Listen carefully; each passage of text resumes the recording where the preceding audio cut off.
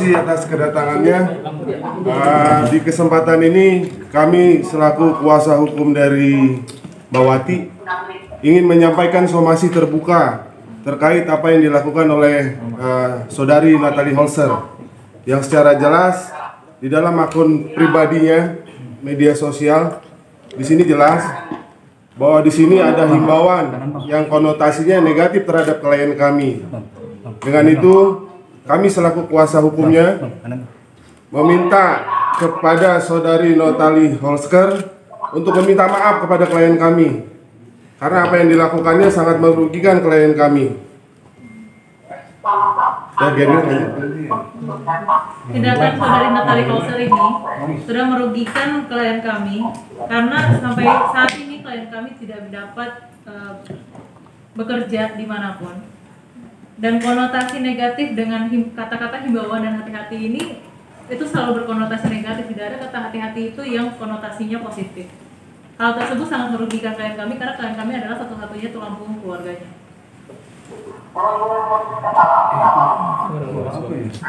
Situasinya saat ini klien kami pulang ke kampung karena sulit mencari pekerjaan. Jadi dia sambil mengistirahatkan keadaannya karena udah berapa kali mencoba mencari pekerjaan sulit. Ini dia nih, lagi di kampung. Wati? Ya, diputar Pak. Ada yang mau disampaikan Wati?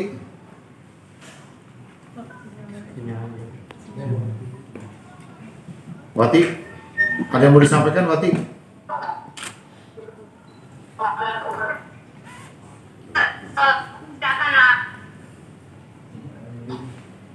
Ya, cuma sekarang saya lagi di kampung, istirahat dulu, nenangin badan dulu, nenangin pikiran dulu.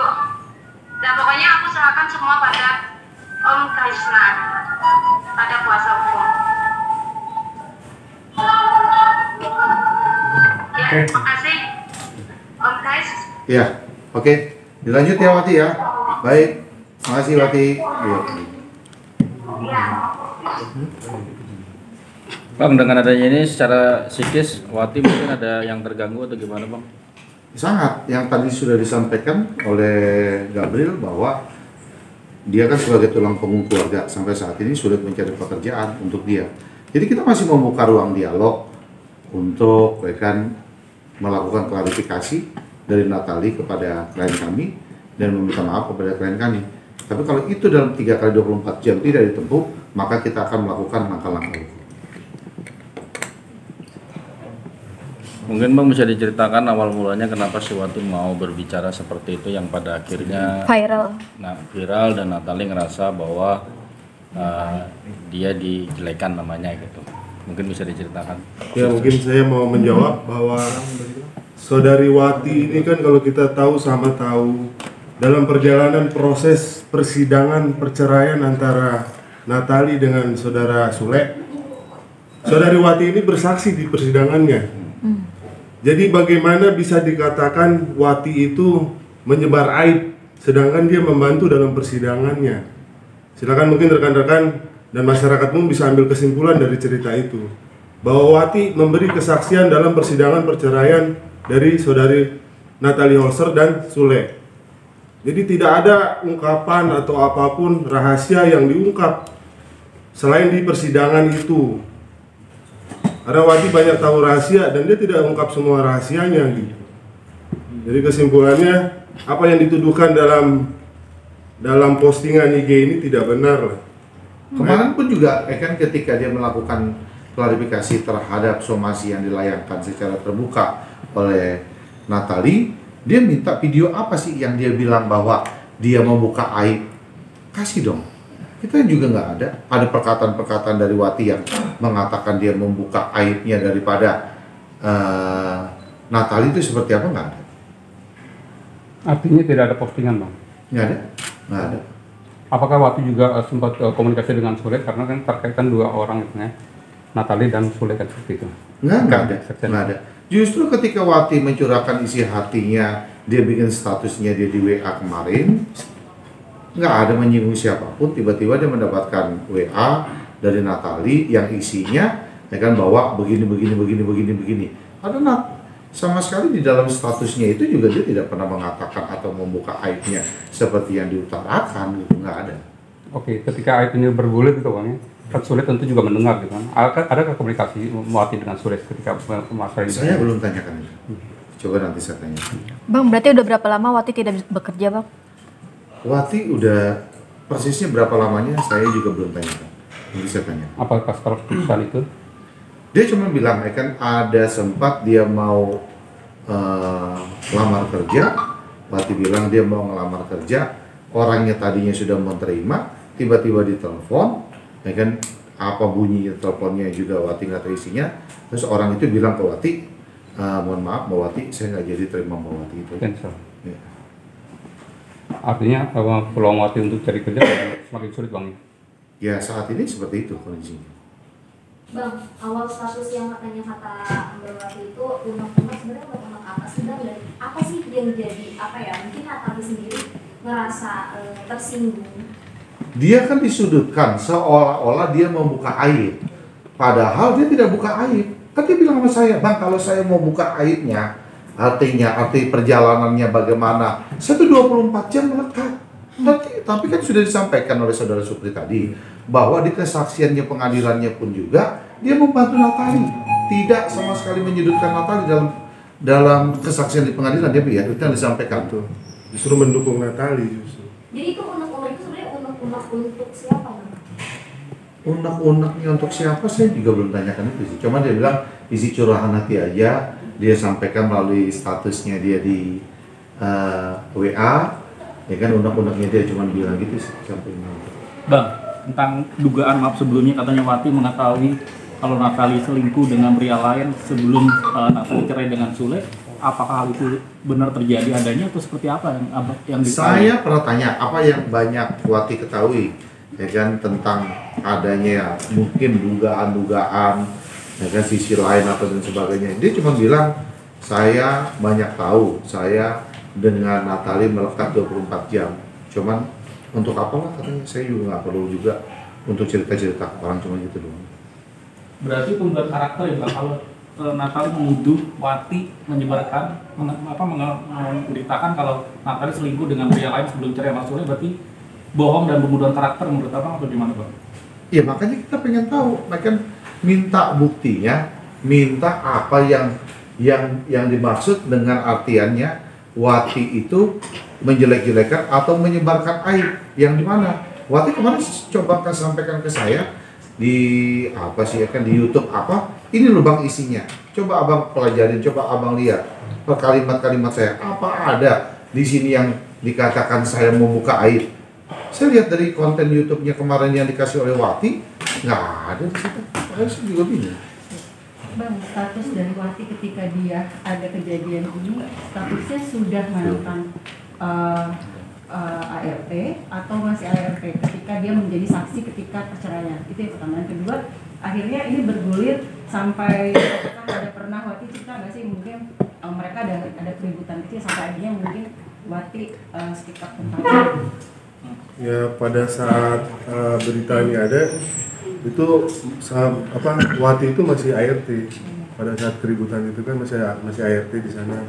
Nah begitu Wati sudah tidak lagi ART, baru ini terangkat bahwa Wati menjelekan sana, menjelekan sini, berita sini diberitain ke sana, berita sana jadi terkesan Wati itu mengadu domba gitu kesannya. Padahal kan kalau kita tahu justru dalam persidangan perceraiannya justru Wati membantu. Nggak ada di situ kesaksian yang memberatkan dari Natali juga nggak ada kan kalau menurut penuturan dari Wati sendiri. Apa Wati cerita juga kalau mungkin pada saat itu Sule sempat memergoki ada sesuatu hal yang mungkin willnya perjalanan lainnya atau willnya dari Natali? Belum cerita mengenai itu Wati. Kalau terkait somasi ini Bang, mulai dirayakan kapan? Apakah per hari ini? Nah, ini kami sampaikan secara terbuka somasinya. Oke. Jadi tadi seperti Presiden bilang bahwa 3 kali 24 jam kalau tidak ditanggapi, kami akan lakukan upaya hukum. Per hari ini. Per hari ini. Per hari ini kami sampaikan somasi terbuka terhadap Natalie Holsker. 3 kali 24 jam ya, kita ketemu di sana aja nanti. Ke Polda? Ya, silakan jelaskan di sana aja. Bang, tapi somasi selama 3 kali 24 jam masih ada waktu untuk menyelesaikan secara keluargaan. Ya, kami masih terbuka untuk itu. Kami juga mau ini bisa tercapai inilah perdamaian lah. Karena kalau kita lihat dari ininya, kalau ini sih secara hukum ini memenuhi unsurnya. Mungkin rekan saya Gabriel bisa jelaskan. Kalau dari tindakannya saudari Natalie Holsker ini memang pasal-pasal yang memenuhi itu ada banyak ya. Bisa termasuk pasal 310 KUHP, pasal penistaan, atau pasal 311 KUHP juga pencemaran nama baik, karena memang bisa sampai saat ini tidak ada bukti yang mendukung bahwa Wati itu klien kami itu melakukan tindakan yang dituduhkannya itu. Undang-undang yang baru dah. Juga ada junto kepada Undang-Undang ITE di mana pasal 27 dan 245-nya itu terkait dengan pencemaran nama baik dan pengungkapan data informasi elektronik ini. Sekarang ini juga udah ada undang-undang baru tentang perlindungan data pribadi, di mana pengungkapan data pribadi ini melanggar pasal 67 di undang-undang yang baru itu. Pengungkapan KTP ini kan data pribadi ya, data pribadinya klien kami gitu, dan diungkapkan di media sosial gitu saja dan disebarkan secara umum gitu. Hal itu jelas merugikan klien kami.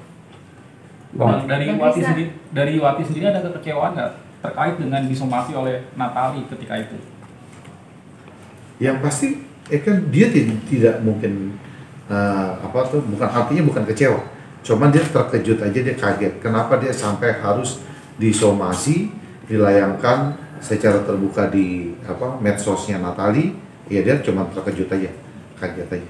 Bang, tapi tadi kan sempat bilang 24 jam bukan 24 jam ketika mereka masih menjadi satu ART dan majikan gitu kan. Ketika akhirnya masih 24 jam terus bergulir waktu bersama dengan ada nggak mungkin situasi atau kondisi itu Wati dibikin nggak nyaman mungkin dengan akhirnya Wati ungkap ini gitu?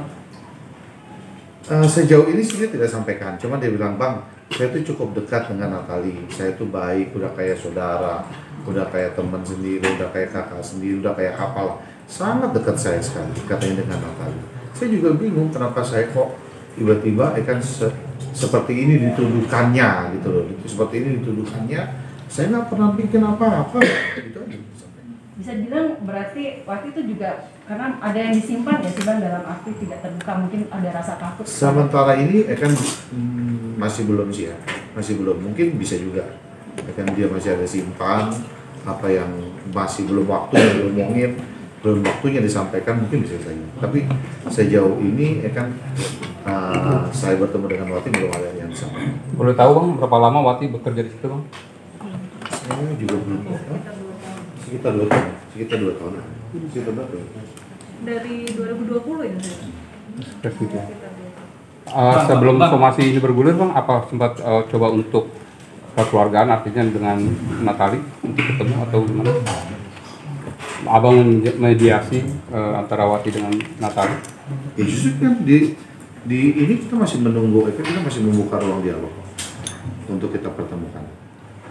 Bang, apakah Wati mendapat intimidasi dan ancaman dari Natalie, dan seperti apa ancaman dan intimidasi dari Natalie itu sendiri Bang? Waktu kita wawancara kemarin kan sudah disampaikan oleh beberapa teman media, WA-WA-nya apa aja yang dikirim, WA-WA-nya apa. Saya juga coba saja. Tapi saya disimpan Wati deh kayaknya kemarin tuh. Saya belum minta. Dan ketika itu Natalie sempat menyinggung masalah Paris. Wati tahu nggak tentang hal itu? Wah, saya tanya Pak, saya pernah tanya, itu siapa? Wati bilang, oh itu apa sih Bang? Mantan pacar. Iya, teman sekolah, dulu teman sekolahnya mantan pacarnya. Ketika itu aja yang Wati tahu cuma itu. Berarti ada dugaan Paris selingkuh dengan Natalie Bang ya? Nggak tahu juga, saya nggak tanya itu. Bang, tadi menyangkut yang Abang bilang ketika si Wati sudah mau masuk kerja, tiba-tiba ada telepon, akhirnya tidak tidak diterima kerjanya, apakah itu salah satu intimidasi? Bisa jadi Bang. Maksudnya ya memotong rezeki dia lah. Ya kalau itu sih sudah pasti bahwa efek dari apa yang dilakukan oleh saudari Natali ini, Wati ini susah cari kerja sekarang. Karena yayasan-yayasan sudah merekod ini juga. Yayasan, terus ini kan juga dilihat disebarluaskan melalui medsos. Banyak orang tahu, dengan begitu kesempatan